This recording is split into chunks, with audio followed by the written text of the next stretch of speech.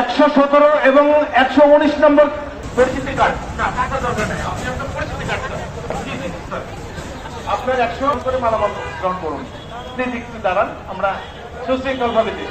পরিচিতি কার্ড সহ আপনার আইন শৃঙ্খলা বাহিনীর সদস্য সমন্বয়ে এখানে আসবেন। জাতীয় নির্বাচন এবং গণভোট 2026 অনুষ্ঠিত হতে যাচ্ছে।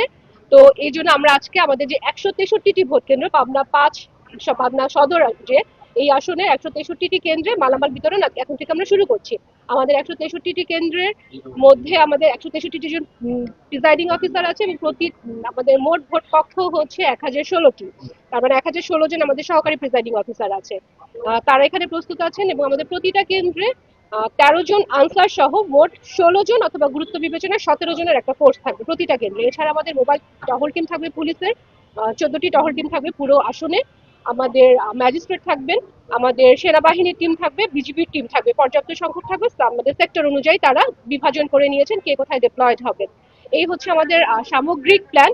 এখন আমরা ইনশাল্লাহ শুরু করব আমাদের বিতরণ কার্যক্রম। আমাদের যে সম্মানিত প্রিজাইডিং অফিসাররা আছেন তারা তাদের টিম নিয়ে রেডি আছেন।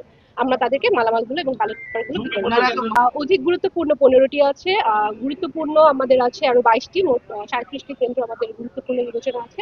এছাড়া ওই কেন্দ্রগুলোতে আমার যেটা বললাম আমি 16 জনের বেশি, হয়তো একজন আমার অস্ত্রধারী পুলিশ বেশি আছে। এছাড়া টহল টিমটা ওই জায়গাটাতে বেশি মুভ করবে স্বাভাবিকভাবেই। আর আমার চর ভবানীপুর এবং খাসচর বলরামপুর আমার যেটা দূরবর্তী দুর্গম দুটো কেন্দ্র, এই কেন্দ্রগুলো আমাদের অবশ্যই আগে যাচ্ছে এখন। আর সেগুলোর জন্য আমাদের আলাদা মোবাইল টিম থাকবে, পুলিশের টিম থাকবে এবং সেনাবাহিনীর ফোর্স ওখানে বেশি থাকবে।